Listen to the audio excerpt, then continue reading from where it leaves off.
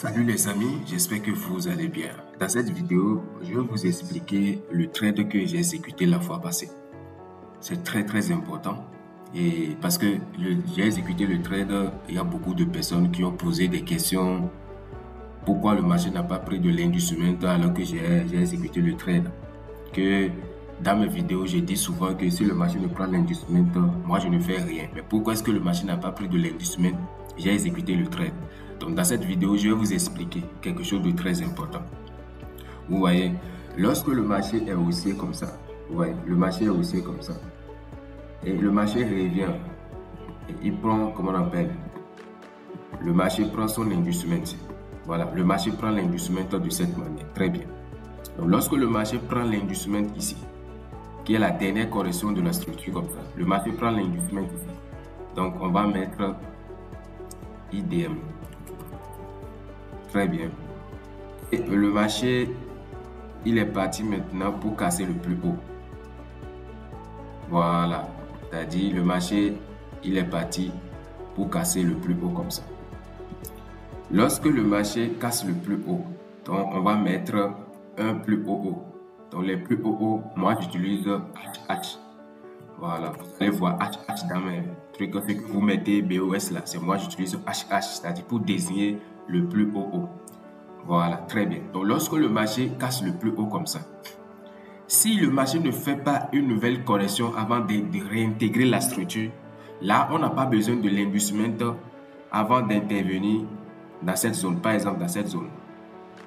Voilà, parce que l'inducement que le marché a pris ici, c'est sa force qui exerce toujours sur le marché. Donc si le marché revient dans cette zone, on n'a pas besoin forcément de l'inducement avant d'intervenir sur cette zone.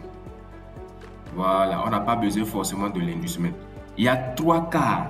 Il y a trois cas sur le marché où la manière dont moi je pratique le SMC, il y a trois conditions, trois cas dans lesquels vous n'avez pas besoin forcément de l'inducement avant d'entrer. Donc vous allez devoir étudier pour apprendre ces trois cas-là. C'est très important. Donc voilà le setup que j'ai exécuté la fois passée. Très simple comme ça. Le marché prend l'inducement, il casse le plus haut. Il n'a pas effectué une nouvelle correction validée d'abord avant de réintégrer la structure. Dans ce cas, cette correction qui est validée ici, vous pouvez tracer ces zones et intervenir sur le marché. Vous n'avez pas besoin forcément de nouveaux inducements avant d'entrer sur la zone. J'espère que vous avez compris. Voilà, donc c'est ça ici. Vous voyez, le marché a pris l'inducement ici. Voilà, ici c'est l'inducement. Et qu'est-ce que le marché fait après? Très bien. Voilà, qu'est-ce que le marché fait? Très bien. Voilà, le marché, voilà, il casse le plus haut. Vous voyez? Donc lorsque le marché casse le plus haut comme ça, très bien. Super, il a cassé le plus haut ici. HH. Très bien. Donc, lorsque le marché casse le plus haut, vous allez voir qu'il n'a pas effectué une nouvelle correction avant de réintégrer la structure.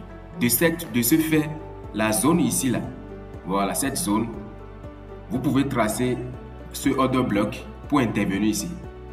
Vous n'avez pas besoin forcément de l'inducement pour utiliser cette zone. Vous voyez?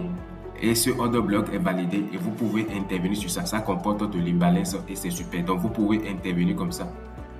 Placez votre stop loss quelque part ici, c'est-à-dire placez votre stop loss ici. Voilà. Recherchez simplement les plus hauts. Et c'est exactement de cette manière que j'ai exécuté le trade. N'oubliez pas que dans la communauté, dans notre communauté, nous avons trois types de setup. Nous tradons trois types de setup. Donc quand nous venons sur le marché de gold, tout ce que nous recherchons simplement la validité, c'est-à-dire la présence de ces setups. Si on voit ces setups-là, on exécute le trade parce que nous avons un avantage réel sur le marché. Voilà, donc c'est de cette manière que j'ai exécuté le trade. Voilà, le marché corrige et après qu'est-ce que le marché fait? Directement TP. Voilà, donc c'est exactement de cette manière. Je n'ai rien fait de compliqué. J'ai fait juste appliquer notre système de trading. Comme vous le savez, moi, je ne me complique rien. Et mon système de trading est basé uniquement en M15 et j'ai un avantage sur le marché. Ce qui fait que je termine la plupart de mes semaines en positif et surtout tous mes mois en positif. Voilà, j'espère que vous avez compris la raison fondamentale pour laquelle j'ai exécuté ce trade.